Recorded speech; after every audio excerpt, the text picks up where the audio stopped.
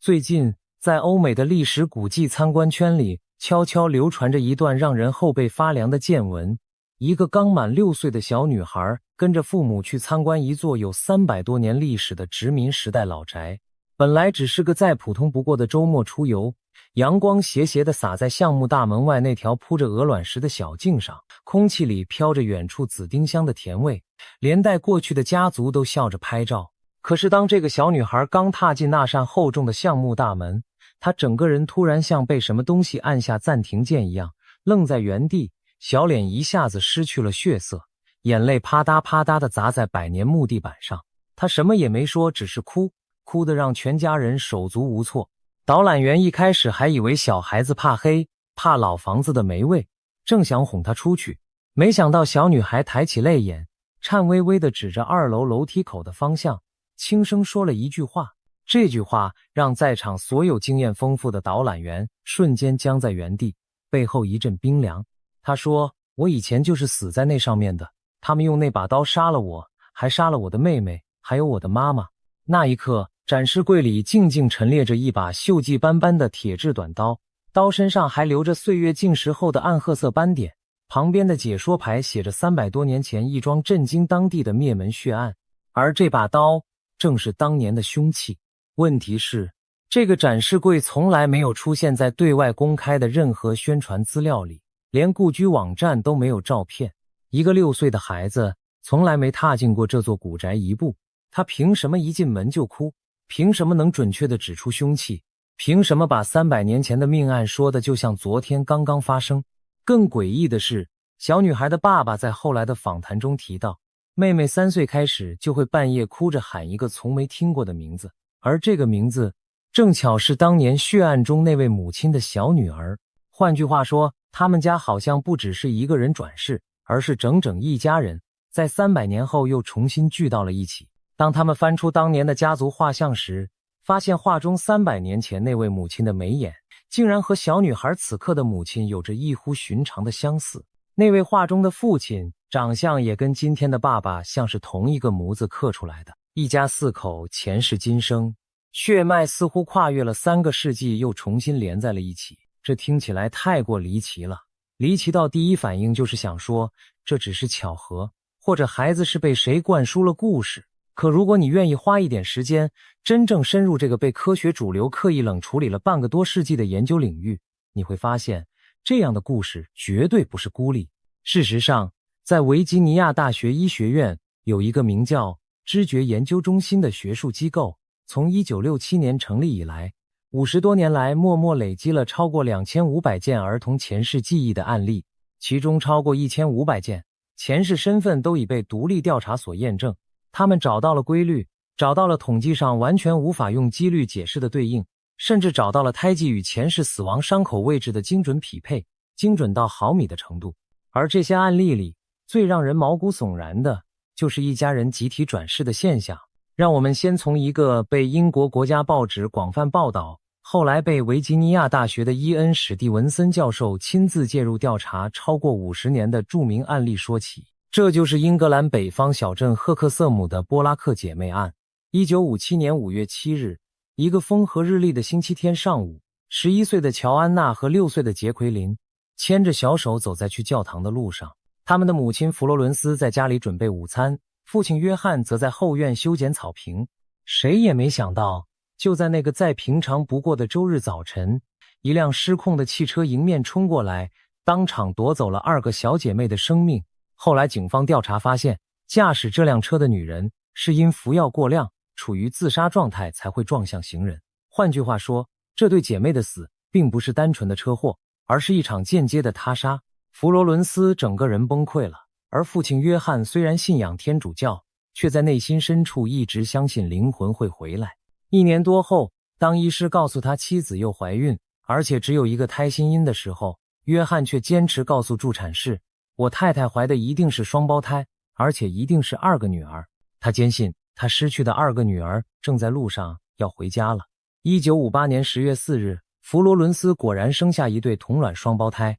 姐姐叫吉莲，妹妹叫珍妮佛。在这个从来没有双胞胎遗传史的家族里，这已经够匪夷所思了。但真正让全家后背发凉的是接下来的事情。妹妹珍妮佛出生时，额头正中央有一道清晰可见的胎记，形状就跟姐姐杰奎琳生前因为摔倒撞到所留下的疤痕位置一模一样。她的腰部还有一块独特的胎记，而杰奎琳生前刚好在同一个位置也有一块胎记。双胞胎姐姐吉莲身上没有任何胎记，正如已故的大姐乔安娜身上也没有。这一切在他们出生的时候就已经写好了。换句话说，姐姐乔安娜身上没胎记，她转世为的吉莲也没有。而妹妹杰奎琳生前有额疤和腰胎记，她转世为的珍妮佛就一字不差地把这两处印记带到了下一世。事情真正变得难以解释，是在这对双胞胎2-3岁开始学说话以后，一家人为了走出伤痛，从赫克瑟姆搬到了海岸边的另一个小镇。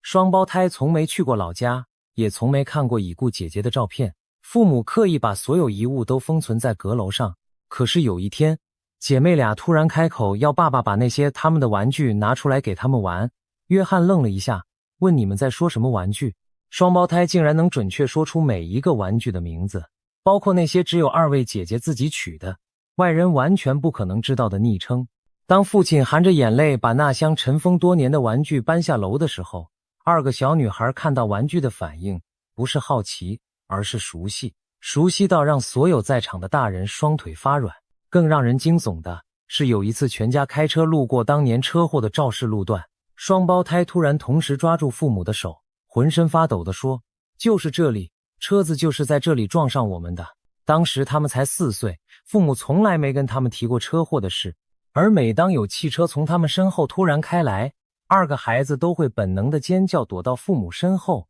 那种对车辆的深层恐惧，不像是这一辈子养出来的条件反射，更像是从另一个生命延续过来的没有完全消化的死亡记忆。同样让父母震惊的是，二个小女孩的个性分工跟死去的二个姐姐完全一致。妹妹珍妮佛常常依赖姐姐吉莲，走路要拉着她的手，睡觉要黏着她，正如生前的杰奎琳对乔安娜的依赖。而吉莲从小就表现出超龄的成熟，爱照顾人，喜欢演戏，爱说故事，正是死去的乔安娜生前性格的翻版。伊恩·史蒂文森教授从1963年开始介入调查这个案子，前后跟踪研究了超过50年。他在研究报告中写道，波拉克双胞胎的言行、性格、恐惧、习惯，甚至包括姐妹之间的角色分工，都精准对应着二位过世的姐姐。等到这对双胞胎差不多5岁的时候，这些前世记忆就像被一只无形的手关掉了开关一样，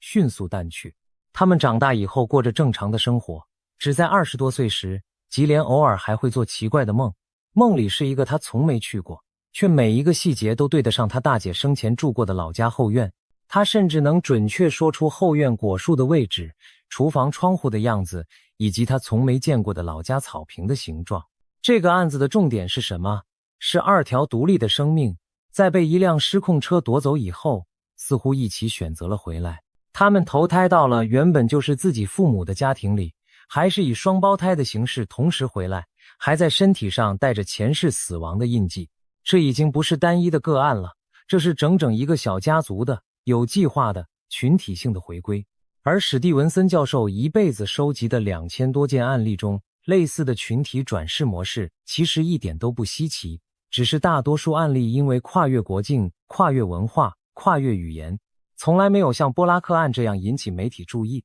说到群体转世，我们不得不讲另一个被印度全国上下震动，连圣雄甘地都亲自介入调查的案例。1926年出生于印度德里的小女孩香缇戴维，从她4岁刚会清楚讲话的时候，就开始告诉父母，我不是住在这里的人，我的家在马图拉，我的丈夫叫做凯达纳特乔比，我有一个刚出生10天的儿子。德里距离马图拉140多公里，小女孩从未离开过德里半步，可她却能准确说出马图拉那条街的名字、屋子的格局、丈夫家族的姓氏、生意的种类，甚至她前世死于1925年难产的细节。她说自己是在生下儿子10天后就过世的。香缇戴维的记忆实在太精确，以至于消息传到了甘地耳里。1935年，当时的印度国父亲自下令组成一个独立调查委员会，把9岁的香缇戴维带到马图拉。当他刚刚踏出火车站，就直接说出走哪一条路才能回到他前世的家。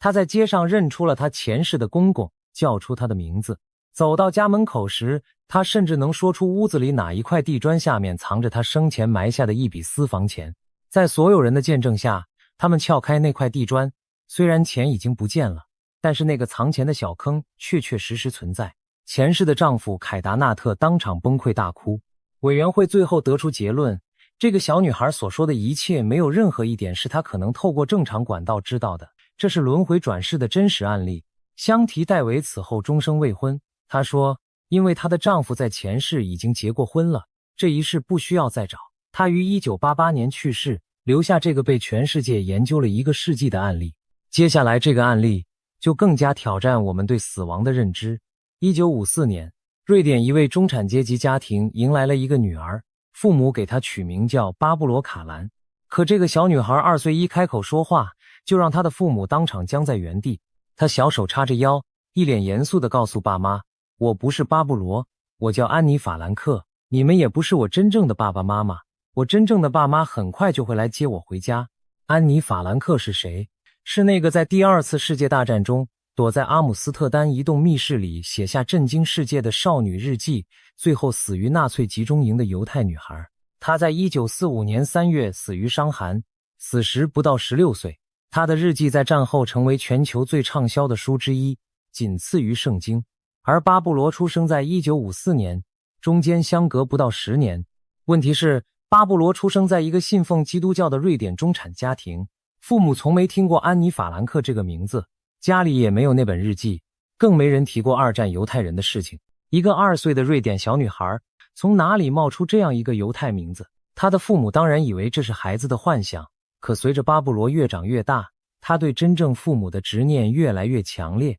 甚至跟家人吵架，说自己是被搞错了的孩子。父母带他去看精神科，医生却找不出任何可以诊断的病症。直到巴布罗10岁那年，全家去欧洲度假，经过阿姆斯特丹，父母原本只是想随意观光，根本没打算去什么安妮之家。可就在他们从旅馆出来的那一刻，小巴布罗突然挺直腰杆，告诉爸爸不用叫计程车，我知道路，我带你们去。接下来的场景被他后来的自传忠实记录下来。他拉着父母的手，在阿姆斯特丹那座出了名以弯曲难认著称的运河老城里，穿越一条又一条巷子，转过一个又一个没有任何路标的转角，毫不迟疑地走了大约10分钟，直接停在了那栋举世闻名的安妮法兰克故居门前。他抬头看着那栋运河旁边高高瘦瘦的老房子，轻声说，门口的石阶怎么换掉了？他妈妈愣了一下，旁边一位导览员听到这话，脸色瞬间变得惨白。因为这座故居在战后曾经做过修缮，原本的石阶确实被换掉了，但这个细节从不对外公开，连最详尽的旅游书都不会写。当他们走进屋内，巴布罗开始颤抖，他推开那道伪装成书柜的暗门，熟练地走进密室，径直走到当年安妮法兰克的房间。他看着那面光秃秃的墙，皱着眉问，我的那些电影明星照片呢？怎么不见了？他的母亲整个人僵在原地，因为日记里确实提到，安妮把从杂志剪下来的电影明星照片贴在床头那面墙上，作为她在密室里唯一的精神慰藉。而修缮的时候，博物馆为了长期保存，把那些原始贴纸取下来收藏在保险库里了，展示柜里空空如也。而巴布罗却清楚记得每一张照片本来贴在哪里。从那天起，巴布罗的父母再也无法用孩子的幻想这4个字去解释他们女儿到底是谁。后来，巴布罗成为瑞典著名的儿童文学作家，12岁就出版了畅销诗集。1995年，当他在中年时主动联络上安妮法兰克在世的最后一位至亲，他的表哥巴迪伊里亚斯，二人一见面毫无预警地扑在彼此怀里痛哭。巴迪原本是安妮法兰克基金会的会长，本身对转世这件事完全持怀疑态度，却在第一次见面就确信无疑，他失去半个世纪的小表妹真的回来了。直到2015年巴迪过世，他都坚信巴布罗就是安妮的转世。这就是名动欧美的巴布罗卡兰案。一个10岁的小女孩，凭着从没看过的记忆，精准找到自己前世的家，凭着从没读过的日记，认出自己前世卧房里每一处微小的改动。这已经不是单纯的家族记忆可以解释的。因为巴布罗和安妮的家庭是2个完全不同国籍、不同宗教、不同种族的陌生家庭。如果灵魂真的存在，那么纳粹当年费尽心思区分的犹太血统和雅利安血统，在死亡面前其实毫无意义。因为一个人完全可以这一世是犹太人，下一世是基督徒，这一世是巴勒斯坦人，下一世却变成以色列人。所有的种族仇恨在轮回面前看起来就像是孩子之间幼稚的争吵。说到认出前世的家，苏格兰也有一个让全英国媒体疯狂报道的案例。苏格兰格拉斯哥的一个小男孩卡麦隆·麦考雷，从2岁刚会说话开始，就一直跟妈妈提起他的另一个妈妈。他说那个妈妈住在一座叫做巴拉的小岛上，他们家是一栋白色的房子，从窗户看出去能直接看到大海和飞机降落，而且他清楚记得自己的飞机是怎么降落在沙滩上的。他甚至能画出那栋白色房子的格局、后院、屋顶的形状。妈妈诺拉一开始当作幻想，可是卡麦隆每天哭着想念那个妈妈、那个家，他变得越来越焦躁。当电视台介入这个案件，并真的把卡麦隆带到偏远的巴拉岛之后，所有人都目瞪口呆。巴拉岛的机场确实是世界少见的沙滩机场，飞机真的就降落在退潮后的沙滩上。卡麦隆下了飞机，没有任何人引路，直接带着电视台工作人员找到他口中那栋白色的房子。房子的格局、后院、视野跟他在格拉斯哥2岁时画的草图完全吻合。这栋房子原本属于一个叫罗伯森的家族，而这个家族的男主人正是在卡麦隆出生的几年前过世的。卡麦隆当场跑进屋里，一边哭一边说：“我想我的妈妈，可是她已经不在这里了。”从巴拉岛回来以后，卡麦隆渐渐地不再提起前世，情绪也稳定了下来。研究者们认为他需要的只是让那个未完成的告别真正画上句点。接下来这个故事就更加直接呼应我们开头提到的那个小女孩认出凶器的场景了。这是发生在以色列戈兰高地的一桩真实案例，由当地知名的医师伊莱拉施博士亲自记录下来。当地居住着一个叫做德鲁兹的少数民族，他们的宗教教义中轮回转世是核心信仰，从不避讳谈论这个话题。德鲁兹人有一个非常独特的习俗，孩子一出生，长辈第一件事就是仔细检查婴儿身上有没有胎记，因为他们相信胎记就是上一世死亡时留下的伤口痕迹。某一年，当地一个3岁的小男孩额头上有一道又长又红的胎记，从他刚会说话开始，就一直告诉大人，我上辈子是被人用斧头砍死的。长辈们依照族中的传统，等他3岁时带他去寻找前世的家。小男孩没有任何迟疑地指出了村庄的方向，沿路一一指认他前世的邻居。当他们进入一个30公里外的村子时，小男孩的记忆彻底打开了。他不仅说出了前世的全名，还说出了当年杀害他的凶手的全名。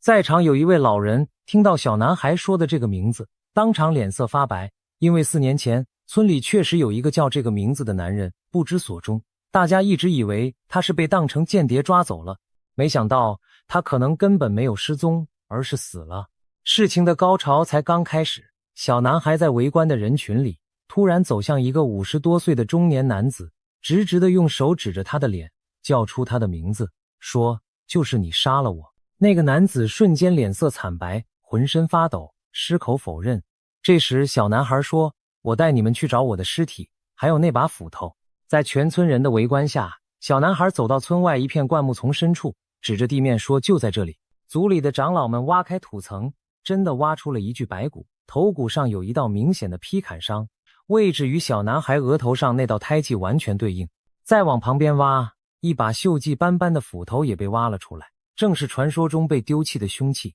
那位被指控的男子在尸体和凶器面前，精神瞬间崩溃，当场跪在地上承认了自己4年前因为土地纠纷而动的杀机。德鲁兹长老们选择用族内的方式处置这位杀人犯，而没有将他交给警方。但是无论是不是交给法律，这个案子最让人发凉的部分是，一个3岁的孩子凭着自己出生时就有的胎记，凭着模糊却精准的前世记忆，不仅找到了自己的凶手，还找到了自己的尸骨，还找到了当年的凶器。这已经完全突破了现代科学能够合理解释的范围。德国心理治疗师特鲁兹哈多后来把这个案子收录进他的著作《活过前世的孩子们》里，让这个故事被全世界看见。说到这里，你可能会想，这些案子发生在德鲁兹，发生在欧洲，离我们很远。可是其实，类似的群体转世现象就在离我们不远的中国湖南。而且更劲爆的，中国本地甚至还有一个被官方媒体公开报道的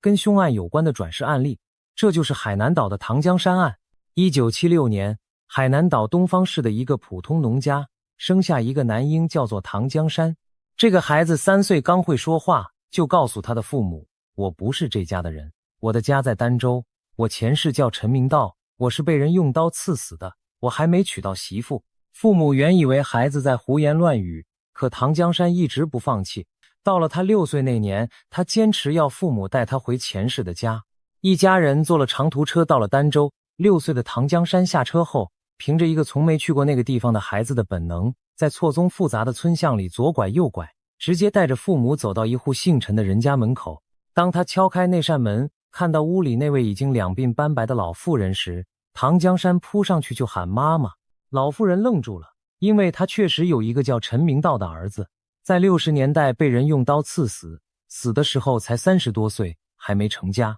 当唐江山说出陈明道生前种种只有家里人才知道的细节，包括他被刺死的具体经过、藏东西的地方，跟兄弟姐妹之间的小矛盾，陈家人彻底崩溃，认定这个来自东方市的小男孩就是他们失去多年的孩子。从那以后，唐江山就有了2个妈妈、2个家。这个案例被中国的中央电视台、新京报等主流媒体多次采访报道，在学术界引起极大震动。而比唐江山案更加震撼学术界的是，同样在中国湖南、广西、贵州3省交界的侗族自治县，有一个叫做平阳的乡，人口不到8000，却被官方统计确认的再生人超过110人。这个比例惊人，等于说每70个人里就有一个能清楚记得自己的前世。中国社会科学院的专家组曾经亲自下乡考察，排除了当地集体编造或炒作的可能，但是因为这个现象与官方倡导的无神论完全冲突，所以最终的调查报告也只能写一句现象确实存在，但找不到科学依据就草草收场。中南大学的教授甚至带着测谎仪进村，逐一测试这些再生人的陈述，结果测谎仪显示，这些人没有一个人在说谎。平阳乡文化站的站长杨胜玉从年轻时就开始记录这些再生人的故事。他发现一个让人毛骨悚然的规律，当地很多再生人不是单独一个人转世，而是一整家、一整队，甚至是祖孙3代集体回到原本的家族里。例如乡里有一户杨姓人家，爷爷杨民放到了晚年，却发现自己越来越不敢动儿孙一根手指头。为什么？因为他30多岁的儿子杨云，在2岁刚会说话的时候，就告诉他，爸爸你错了，我才是你爷爷的奶奶。而杨云的儿子，也就是杨民放的孙子杨日波，同样在2岁时开口就说，我前世是爷爷的老娘。一位现在当爷爷的人，身边一个是自己前世的曾祖母转世，一个是自己前世的祖母转世。你说他平常还敢骂儿子，敢打孙子吗？在他眼里，这2位才是他真正的长辈。这已经不是父子，不是祖孙，而是一个家族的灵魂在不断的绕圈，角色换来换去，但是缘分始终没散。更不可思议的是，平阳乡那一对被当地广为流传的双胞胎姐妹，她们的前世是另一户人家里感情非常好的2个女孩。有一天因为贪玩被父亲痛骂了一顿，2个孩子赌气，双双服毒自杀。多年以后，她们竟然真的双双投胎到了同村另一户人家，还是以双胞胎的形式同时回来。她们从小就有一种对父母责骂特别敏感的反应，总是无缘无故的哭，直到他们学会说话，告诉爸妈前世的事情，父母才恍然大悟。这个案例和我们前面说的英国波拉克姐妹案模式几乎一模一样，只是换了一个语言，换了一个民族，换了一个时代。2起案件都呼应了同一个结论，双胞胎的前世很可能本来就是好朋友、好姐妹，或者关系非常密切的家人。至于平阳乡一个叫吴晓的男孩，故事更扯。他3岁那年，父亲带他去亲戚家串门子，结果一见到那位早已7老8十的太姑爷，吴晓抄起地上一只靴子就冲上去打人，嘴里还大喊打死你这个坏女婿。后来大人们追问之下才知道，吴晓的前世是太姑爷的岳父，当年因为这个女婿对自己很不好，死后一直憋着一口气，投胎回来第一件事就是要去找这个坏女婿算账。这个案子的离奇之处在于，吴晓的前世死后并没有直接投胎为人，而是先转成牛，牛死后才再次投胎为人，这已经完全进入到佛教所说六道轮回的范畴了。这些平阳乡的故事，你可能还是会怀疑，会不会是当地民间信仰自我强化、彼此感染的结果？可是，让我们把镜头再拉到全球最被科学界看重的一个案例，看看在一个完全不相信轮回的西方家庭里，孩子如何用任何成人都无法质疑的方式，证明前世记忆是真的。2000年，美国路易斯安那州的拉法叶镇，一对虔诚的基督教徒父母布鲁斯和安德里亚生下了一个儿子，叫詹姆斯·莱宁杰。这个男孩2岁刚过生日不久，就开始夜夜做着同一个噩梦。他在梦里尖叫嘶吼，发疯似的踢着脚，大喊飞机着火了，小人出不来。父母被吓坏了，把他抱起来问他在梦什么。小詹姆斯一边哭一边说，我的飞机被日本人打下来了。布鲁斯是个彻头彻尾的福音派基督徒，一开始对这种转世的说法嗤之以鼻，他坚信儿子只是发烧梦魇。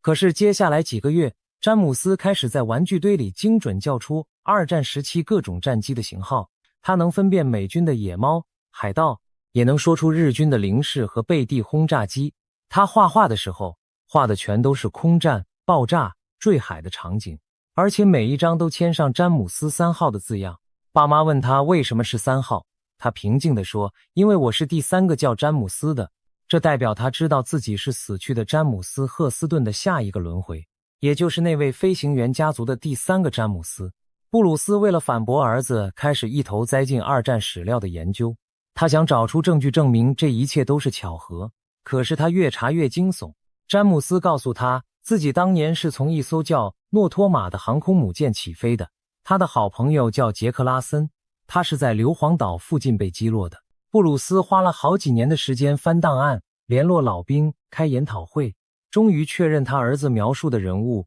正是一位真实存在过的美国海军飞行员，叫做小詹姆斯·赫斯顿，于1945年在硫磺岛战役中阵亡，当时年仅21岁。更恐怖的是，詹姆斯·赫斯顿的姐姐安巴隆在收到布鲁斯的联络后，起初也不敢相信，但她邀请小詹姆斯到自己家里做客时，这个5岁的小男孩竟然径直走到一面墙前面，看着一幅老旧的油画说，姐姐，你妈妈当年画你小时候的这幅肖像还挂在这里啊。安巴隆当场崩溃大哭，因为这幅画是他哥哥生前最珍贵的东西，从未对外展示过，只有家族最核心的成员才知道存在。当小詹姆斯后来参加纳托马航舰的老兵聚会，他甚至能仅凭声音认出当年和他一起飞行过的战友鲍勃·格林沃特。在被父母带到太平洋上空那位前世长眠的海域举行海葬式的纪念仪式以后，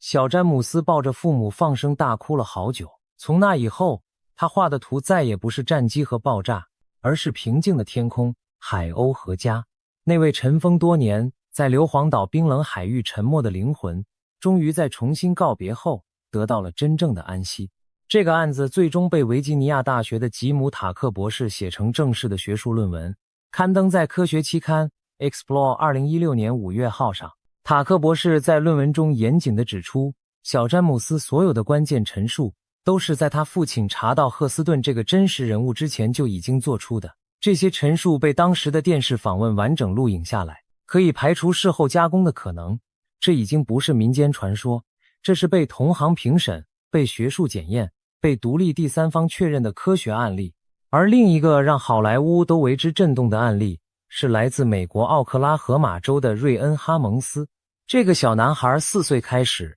就一直缠着妈妈说他要回家，要回好莱坞。问题是哈蒙斯一家从没去过好莱坞。瑞恩开始描述他的好莱坞生活，提到他见过著名女星丽塔·海华斯，记得自己有5个老婆，曾经在大都会公司当过经纪人，有自己的办公室，有专属的秘书，有一艘船。妈妈心地被吓得不轻，从图书馆借了一堆好莱坞史的旧书回家，翻给儿子看。当瑞恩翻到一张1932年的老电影《Night After Night》剧照时，他指着其中一个临时演员叫起来：妈妈，你看，这就是我。塔克博士介入后，联络了专门研究好莱坞老档案的人，真的找到了这个临演的身份。他叫马蒂·马丁，后来成为好莱坞著名的星探兼经纪人。1964年过世。瑞恩说的所有细节，包括他结过5次婚，有一艘游艇住在哪一条街，全部跟马蒂·马丁的真实人生对得上，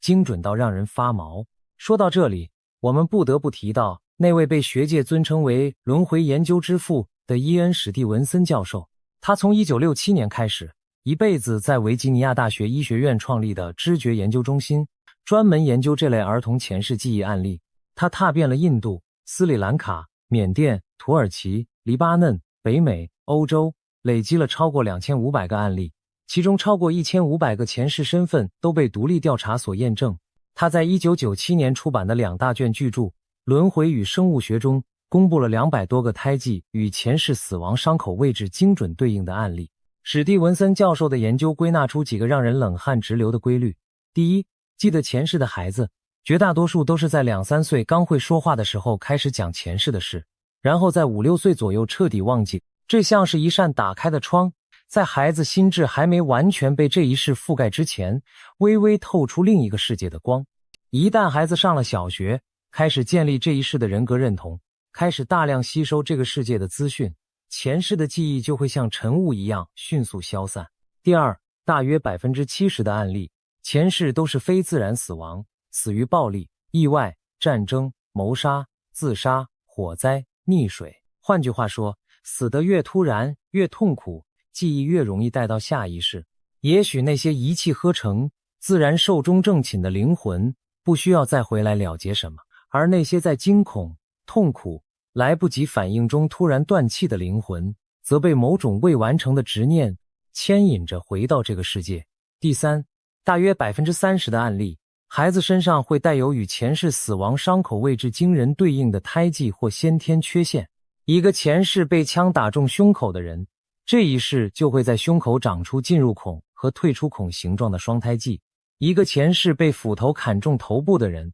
这一世就会在头部长出对应的红色胎记。这还只是表面。湖南平阳乡那本厚厚的记录里，有一个让人最印象深刻的案例。当地一位姓杨的再生人，前世12岁时爬树摔下，被一根树枝从鼻孔贯穿后颈而死。他这一世出生时，鼻孔下方就有一道明显的伤疤状胎记，后颈对应位置也有一道，2处连起来，正好是当年那根树枝穿过去的轨迹。再例如一位姓吴的女性医师，文化大革命时期被批斗，在批斗大会上被人砍掉了右耳，刀尖还划伤了她的右肩。她转世以后的这一世，右肩上就有一道对应的胎记，从小看到刀就会莫名的恐慌，而且天生就排斥群体斗争，排斥当众被指责。只要有人对她大声讲话，她就会本能的后退，流冷汗。这些胎记就像是上一世的死亡签名，被灵魂带到了下一世的肉身上，成为一张无法撕掉的死亡证明。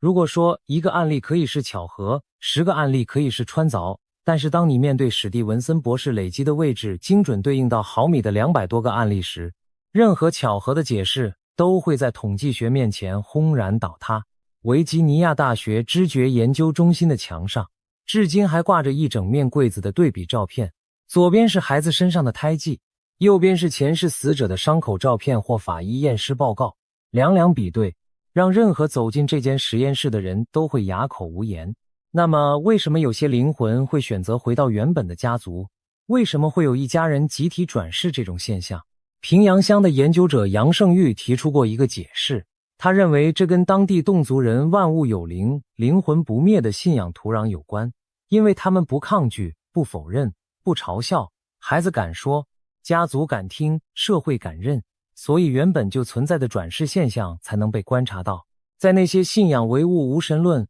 或者坚信人死如灯灭的社会里，孩子2、3岁说自己是别人，大概率会被家长一巴掌打回去，胡说八道，给我闭嘴。于是这扇窗被生生关上，没有人再敢推开。而从心理学的角度看，维吉尼亚大学的研究团队也提出了一个让人深思的观察，他们发现记得前世的孩子常常表现出强烈的未完成情节，前世死得太突然，心愿没了结，孩子还太小没看到长大，夫妻没能告别，复仇没能实现，家业没能传承，这些没了结的执念似乎成了灵魂回归的引力。一个前世是被谋杀的人，会选择回到能让他指认凶手的地方；一个前世深爱家人的母亲，会选择回到他的儿女身边；二个生前感情亲密却同时意外身亡的姐妹，会选择以双胞胎的形式同时投胎，继续做姐妹。轮回不是随机分配，而像是一种被某种高等智慧精心安排的剧本，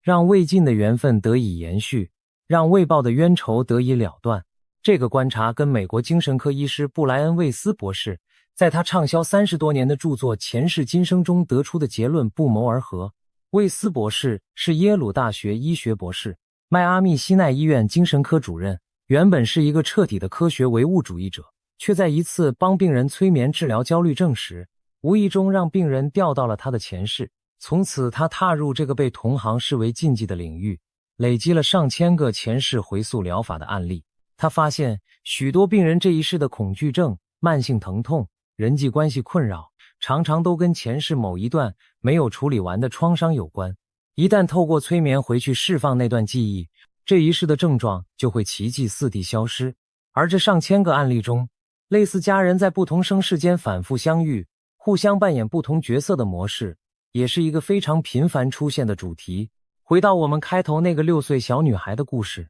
她哭着指出300年前的凶器，说出当年灭门血案的细节。她的妹妹喊着从没听过的名字，她的父母脸上似曾相识的眉眼。如果你把这个故事放到史蒂文森博士2500个案例的脉络里看，你会发现这已经不是一个孤立的奇谈，而是人类精神世界一直存在，却被现代科学长期忽视的一个普遍现象。一家4口集体转世，只是这个现象众多形态中的一种。轮回可以是一个人的，可以是一对姐妹的，可以是祖孙3代的，也可以是整整一个家族跨越300年再次相聚的。这背后到底是怎么运作的？是业力，是缘分，是某种我们还没有发现的物理机制，还是真的有一个更高的安排者，在我们看不见的维度上默默地写着每一个灵魂的下一页？说实话，没有人能给出最终答案。连史蒂文森教授本人在离世前的最后一篇论文中也坦言，